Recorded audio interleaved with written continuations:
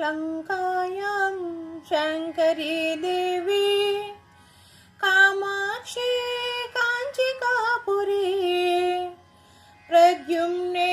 शृङ्खला देवी चामुण्डे क्रौञ्चपट्टणे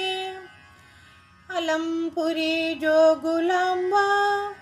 श्रीशैले भ्रमराम्बिका कोल्हापुरी महालक्ष्मी माहुर्ये एकवीरिका उज्जयिन्यां महाकाली पीठिकायां पुरुहूतिका